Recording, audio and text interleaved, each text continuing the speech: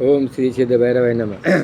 बघा, माणूस काय करतो, आपल्या जर काही एखाद्यानं आपला त्रास दिला असेल आणि एखाद्याचं आपलं वैमनस्य असेल तर आपण काय करतो, आपलं जे दुःख आहे ते दुसऱ्याला सांगतो. पण आज काय झालेलं आहे, आपण ज्या वेळेला दुःख सांगतो ना, कशा करता आपलं मन मोकळं करतो. पण ज्याच्याबद्दल आपण त्याच्यापाशी सांगतो ना, तर तो माणूस काय करतो, ज्याच्याबद्दल आपण बोललो आहे ना त्याच्यापाशी जाऊन तिखट मीठ मिरची लावून डबल सांगतो. म्हणजे दुःख कमी होण्याकरता तो अजून काय करतो, त्याच्यावर जखमीवर काय करतो, मिरची लावतो.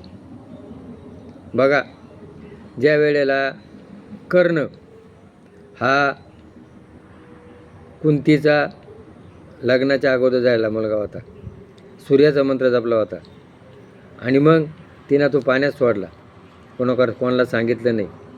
ज्या वेळेला महाभारत झालं आणि ज्या वेळेला कर्ण मारला गेला त्यावेळेला कर्णासारखा शूरवीर दानवीर कोणी नव्हता. आणि मग ती मागून काय म्हणली, माझा मुलगा होता. मग त्यावेळेला धर्मानं तिला शाप दिला का बाई माणसाच्या पोटात काही गोष्टी राहणार नाही.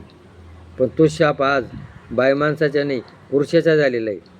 आपण ज्या वेळेला दुसऱ्याबद्दल त्या माणसाकडे काही बोलतो आणि तो जाऊन काय करतो, तिसऱ्याला जाऊन सांगतो, डबल सांगतो आणि जास्त वैमनस्य तयार होतं.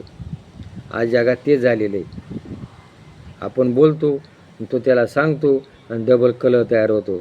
म्हणून याच्यामध्ये सांगितलेलं आहे का ज्या वेळेला